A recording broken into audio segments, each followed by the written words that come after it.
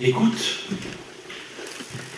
Écoute, c'est le thème donc de nos prédications pendant 6 semaines en lien avec la campagne proposée par notre union d'église, comme ça a déjà été évoqué tout à l'heure. Et nous en sommes ce matin à la 2e prédication, dont le titre sera, c'est le titre de cette 2e semaine, « Ton serviteur écoute ». Pas envie. Non, il n'a pas envie. Oh, je suis branché. Bon, on va le faire à l'ancienne. Hein. Tu vas me le déclencher, voilà. Après Moïse et Élie, la semaine dernière, avec Jésus sur le mont de la Transfiguration, nous allons ce matin être en compagnie d'un autre grand personnage de la Bible, et on va le retrouver là dans les toutes premières années de sa vie. Il s'agit de Samuel. Samuel, c'était un grand prophète qui a exercé dans le temps de l'Ancien Testament, et notamment qui a été utilisé par Dieu pour choisir les tout premiers rois d'Israël, Saül, puis David. Sa naissance a été un exaucement de prière. Sa mère, Anne, ne pouvait pas avoir d'enfant, et elle a demandé à Dieu de lui accorder cette grâce, et elle est tombée enceinte. Elle a donné naissance à Samuel, et en réponse à cette prière exaucée, Anne a décidé de consacrer son fils au Seigneur, de le confier au grand prêtre, Élie, pour qu'il le serve dans le sanctuaire, qui était alors à Silo. Le temple de Jérusalem n'existait pas encore à ce moment-là. Et donc on retrouve notre jeune Samuel, encore enfant, dans le texte qui est proposé pour la prédication de cette semaine. On le trouve dans le premier livre de Samuel, au chapitre 3. On va le lire en entier. On ne va pas couper ce récit. Donc il y a quelques versets, mais ça va bien se passer parce que c'est une belle histoire qui nous est racontée. 1 Samuel 3. Le jeune Samuel servait le Seigneur sous la surveillance d'Élie. En ce temps-là, il était rare que le Seigneur parle directement à un être humain ou qu'il lui accorde une vision. Une nuit, le prêtre Élie, qui était devenu presque aveugle, dormait à sa place habituelle. Samuel aussi dormait. Il était dans le sanctuaire du Seigneur, près du coffre de l'Alliance. Avant l'aube, alors que la lampe du sanctuaire brûlait encore, le Seigneur appela Samuel. Celui-ci répondit « Oui, maître ». Puis il accourut auprès d'Élie et lui dit « Tu m'as appelé, me voici ». « Je ne t'ai pas appelé, dit Élie. Retourne te coucher. » Samuel alla se recoucher. Une seconde fois, le Seigneur appela Samuel. L'enfant se leva, revint dire à Élie, « Tu m'as appelé, me voici. » « Non, mon enfant, répondit Élie, « je ne t'ai pas appelé, retourne te coucher. » Samuel ne connaissait pas encore personnellement le Seigneur, car celui-ci ne lui avait jamais parlé directement jusqu'alors. Pour la 3e fois, le Seigneur appela Samuel. Samuel se leva, revint trouver Élie et lui dit « Tu m'as appelé, me voici. » Cette fois, Élie comprit que c'était le Seigneur qui appelait l'enfant. Il lui dit alors « Va te recoucher, et si on t'appelle de nouveau, tu répondras « Par le Seigneur, ton serviteur écoute. » Samuel alla donc se recoucher à sa place. Le Seigneur vint et se tint là. Comme les autres fois, il appela « Samuel, Samuel !» L'enfant répondit « Parle, ton serviteur écoute. » Le Seigneur déclara à Samuel « Je vais frapper Israël d'un malheur tel qu'il sera l'effet d'un coup de tonnerre sur ceux qui l'apprendront. Ce jour-là, je réaliserai à l'égard d'Élie et de sa famille tous les malheurs dont je les ai menacés sans rien négliger. Je l'ai averti que je condamnais sa famille pour toujours. En effet, ses fils ont péché en me traitant avec mépris, et lui, qui savait cela, les a laissés faire. C'est pourquoi j'ai juré à la famille d'Élie que ni les sacrifices ni les offrandes ne pourront jamais effacer son péché. » Samuel resta couché jusqu'au matin. Puis il ouvrit les portes du sanctuaire il craignait de raconter sa vision à Élie. Mais Élie l'appela « Samuel, mon enfant !»« Oui, maître, répondit-il. »« Que t'a dit le Seigneur ?» demanda Élie. « Ne me cache rien. Si tu me caches un seul mot de ce que Dieu t'a dit, je veux qu'il t'inflige la plus terrible des punitions. » Alors Samuel lui raconta tout sans rien cacher, et Élie déclara « C'est le Seigneur, qu'il fasse ce qu'il juge bon. » Samuel devint grand, le Seigneur était avec lui, si bien qu'aucune des paroles que Samuel prononçait de sa part ne restait sans effet. C'est ainsi que dans tout le pays d'Israël, de Dan au nord jusqu'à Beersheba au sud, on sut que Samuel était un vrai prophète du Seigneur. Le Seigneur continua de se manifester à Silo, en effet, c'est là qu'il se révélait à Samuel pour lui faire connaître sa parole. Voilà, jusqu'ici, la lecture de la parole de Dieu pour ce matin. Vous aurez noté, peut-être au début de ce texte, qu'on se trouvait apparemment dans une période prophétique peu animée dans le pays d'Israël. On nous dit qu'il était rare en ce temps-là que le Seigneur se révèle directement à des personnes. Dans l'histoire d'Israël, il y a eu des périodes animées ou moins, selon les temps. C'était souvent dans les temps de crise que le Seigneur appelait des prophètes en particulier, qui avaient des messages à transmettre de la part du Seigneur. Ça semblait être plus calme apparemment à ce temps-là, ce qui explique peut-être que Samuel ne s'attend pas à entendre l'appel de Dieu, même en servant dans le sanctuaire. C'est peut-être aussi en partie lié à son jeune âge. Mais lorsqu'il entend la voix de Dieu l'appeler au milieu de la nuit, il est persuadé que c'est son maître, Élie, qui l'appelle. Et comme ce n'est pas le cas, son maître le renvoie à aller se coucher. On l'a vu, c'est que la troisième fois seulement où cet appel se répète, qu'Élie comprend ce qui se passe. Et il va alors à ce moment-là donner un conseil avisé à son jeune apprenti, en lui disant « Réponds, si tu entends à nouveau cet appel, réponds, parle, Seigneur, ton serviteur, écoute. » Et c'est ce que Samuel a fait, la quatrième fois, puisque le Seigneur a appelé pour une quatrième fois dans la même nuit le jeune Samuel, et après cette formule que Samuel a répétée, c'est que Élie lui avait dit de dire, alors il y a le message de Dieu qui lui est transmis. On est quand même un peu surpris, se dire quand même, c'est pas le message le plus facile que Samuel entend à ce moment-là, hein, puisque c'est un message de jugement sévère qui va faire du bruit, qui va éclater comme un coup de tonnerre dans le pays, et en plus un jugement qui concerne Élie et sa famille, c'est-à-dire le maître même de Samuel qui va être sous le jugement du Seigneur. Et d'ailleurs, on se rend compte quand on lit le récit qu'au petit matin, Samuel n'en menait pas large et qu'il n'avait pas trop envie de partager avec Élie le message qu'il avait reçu de la part du Seigneur. Mais Élie, lui, il veut savoir.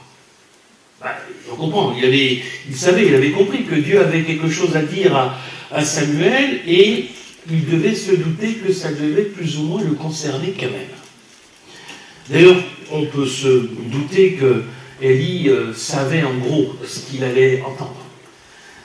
On le voit insister avec force et même avec des menaces envers Samuel pour qu'il lui révèle tout ce que Dieu a dit, le moindre mot de ce que Dieu lui a transmis.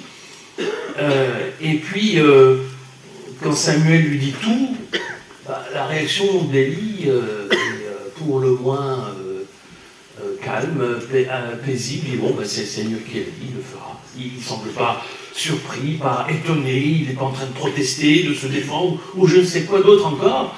C'est comme s'il s'attendait à entendre ce que Samuel lui dit avoir reçu de la part du Seigneur.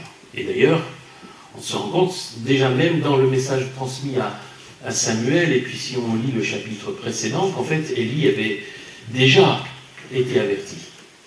On nous dit au chapitre précédent qu'il y a un homme de Dieu qui est venu voir déjà Élie, on ne sait pas qui était cet homme de Dieu, et qui avait déjà transmis un avertissement, déjà une parole de jugement, et que c'était déjà lié à l'attitude de ces deux fils qui profitaient de leur situation de prêtre pour détourner à leur profit les sacrifices des fidèles et utiliser d'autres abus divers et variés, visiblement.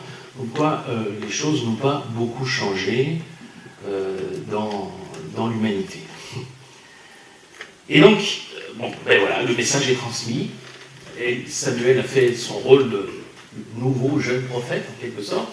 Et puis le texte fait un bond dans le temps. Dernier paragraphe, que j'ai voulu lire aussi avec vous, on voit que Samuel est devenu grand, qu'il est désormais un prophète reconnu dans tout le pays d'Israël, de Dan jusqu'à Beersheba, c'est du nord jusqu'au sud. On reconnaissait que Samuel était un prophète choisi par Dieu, par lequel Dieu parlait. Ce qu'il disait ne restait jamais sans effet, parce qu'il transmettait fidèlement la parole du Seigneur.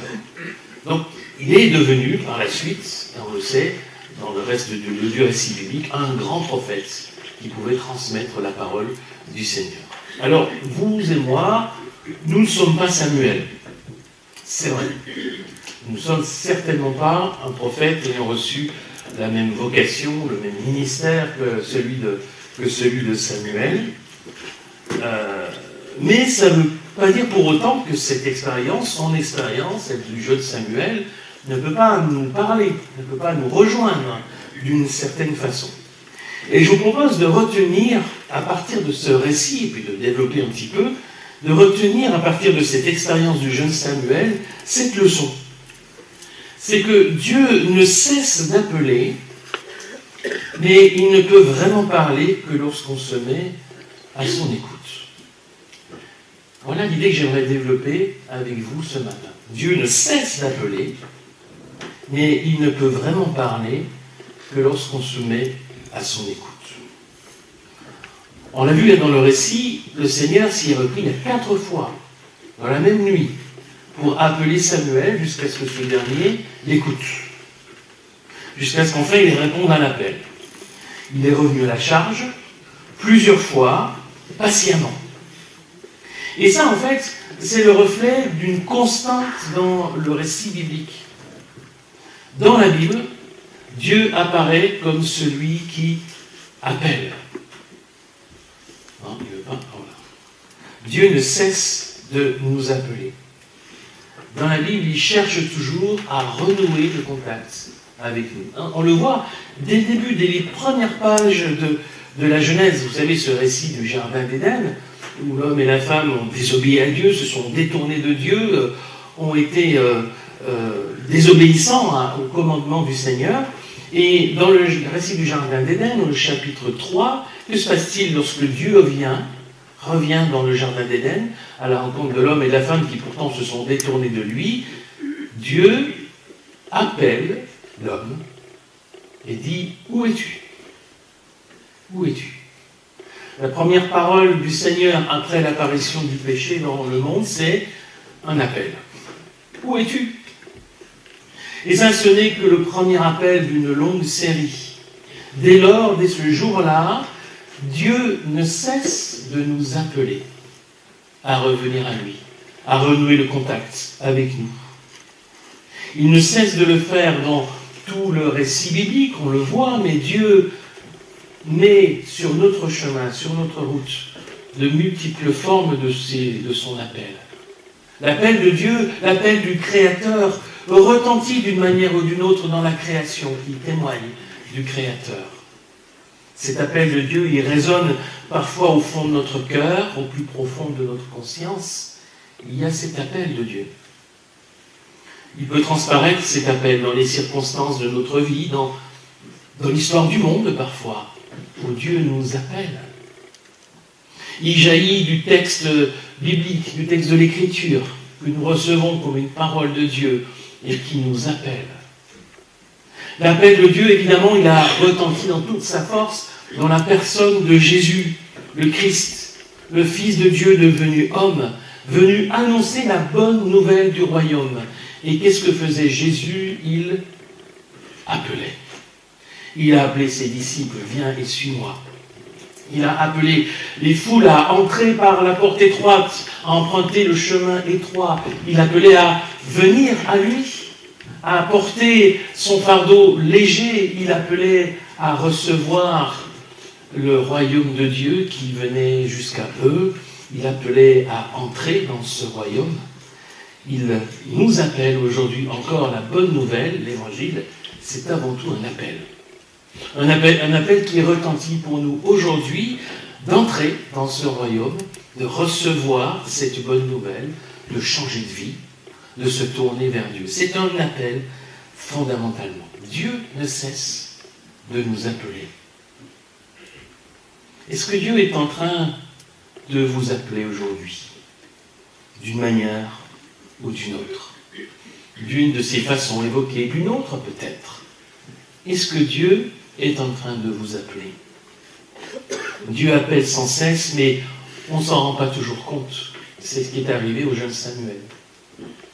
Il entendait la voix de Dieu et croyait que c'était celle de son maître. Il ne l'avait pas encore reconnue, il ne la discernait pas encore. Dieu l'a appelé, mais il ne le comprenait pas encore. Mais Dieu a appelé, et a appelé de nouveau, et a appelé sans cesse jusqu'à ce que Samuel se mette à son écoute. Comme le jeune Samuel, nous pouvons entendre peut-être l'appel de Dieu sans comprendre que c'est lui qui, en ce moment même, nous appelle. Est-ce que Dieu est en train de vous appeler aujourd'hui? Peut-être à quoi est-ce que Dieu vous appelle aujourd'hui? On l'a dit 4 fois. Par 4 fois, Dieu a appelé Samuel jusqu'à ce qu'il soit prêt à l'écouter. Dieu ne se lasse pas d'appeler. Mais il attend que... Ah, ça ne marche pas, hein, ça n'a pas envie. Dieu attend que nous soyons disposés à l'écouter pour parler. En fait, il ne parle pas dans le vide, il appelle sans cesse. Et il répète son appel. Et son message, il le transmet lorsque nous sommes prêts à l'entendre. Lorsque nous nous mettons à son écoute. Parle, ton serviteur écoute. C'est ce que Samuel a fini par répondre sur le conseil de son maître Élie. Et même si cette formule lui avait été suggérée par Élie, en fait, elle témoigne d'une disposition de cœur. À ce moment-là, Samuel est prêt à écouter ce que le Seigneur veut lui dire. Maintenant qu'il a identifié qui l'appelait, il peut se mettre à son écoute et recevoir le message de Dieu. Et en réalité, là, je pense que nous avons une leçon. Oui, on va le faire avancer. Dieu ne s'impose pas à nous. Il nous appelle et il nous parle quand nous sommes prêts. Dieu ne s'impose pas à nous. Son appel, il est là, de multiples façons. Mais appeler, c'est pas s'imposer. Appeler, c'est nous inviter à écouter. Et si on n'écoute pas, alors, il va continuer d'appeler. Mais il nous parlera si nous sommes prêts à l'écouter. Parle. Ton serviteur écoute. C'est pas simplement une formule qu'il faudrait utiliser pour que ça marche et que ça fonctionne. Mais c'est une formule qui nous invite à réfléchir si nous sommes disposés à écouter Dieu. Est-ce que dans notre vie de croyants, nous nous préparons à écouter Dieu? Est-ce que nous nous mettons à son écoute? Est-ce que nous prenons les dispositions nécessaires pour, dans notre vie, être dans les meilleures conditions pour pouvoir écouter Dieu? Ou est-ce qu'on se laisse simplement gagner par l'agitation du quotidien, l'agitation du monde, nos obligations familiales, professionnelles ou je ne sais quoi d'autre encore, sans prendre le temps d'écouter? Est-ce que nous savons réserver du temps dans notre vie pour nous mettre à l'écoute de Dieu? Parle, ton serviteur écoute. Est-ce que nous le disons à Dieu?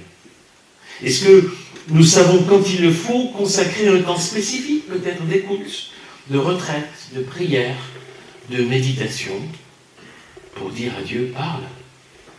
Ton serviteur, ta servante, écoute. Rappelons-nous que Dieu ne s'impose pas à nous, mais qu'il attend que nous soyons disposés à l'écouter. Alors vous me direz, bon, c'est vrai, d'accord, mais c'est pas forcément évident de se mettre à l'écoute de Dieu, de l'entendre, de l'écouter. C'est vrai. C'est vrai.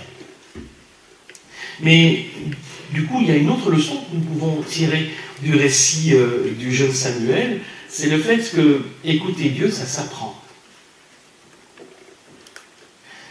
Il y a dans ce récit le rôle d'Élie qui va apprendre à Samuel à écouter la voix de Dieu, en lui disant d'utiliser cette formule, par ton serviteur écoute. Il lui dit comment faire.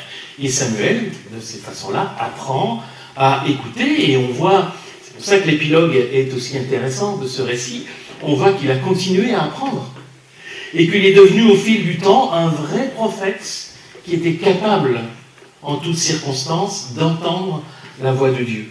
Un prophète reconnu, qui témoigne de ce chemin parcouru dans l'écoute de Dieu. Il sait désormais parfaitement écouter la voix de Dieu, et tout ce qu'il annonce au nom du Seigneur, nous dit le texte, ne reste pas sans effet, parce qu'il a entendu ce que Dieu voulait lui dire. Et finalement, c'est ça un prophète. Un prophète, c'est d'abord quelqu'un qui sait écouter Dieu. En fait, ce n'est pas seulement celui qui parle, c'est celui qui parle au nom de Dieu. Donc il faut d'abord qu'il sache écouter Dieu. Il y avait, peut-être qu'il y a aussi encore aujourd'hui, parfois des faux prophètes qui parlent même au nom de Dieu et qui le font de manière abusive. Eux, ils savent parler. Les faux prophètes savent parler, mais ils ne transmettent pas le message de Dieu parce qu'ils ne savent pas écouter Dieu. Le vrai prophète sait écouter Dieu pour recevoir son message et le transmettre. Alors nous ne sommes peut-être pas prophètes, mais Dieu nous parle et nous pouvons l'écouter. Et pour nous aussi, écouter Dieu, ça s'apprend.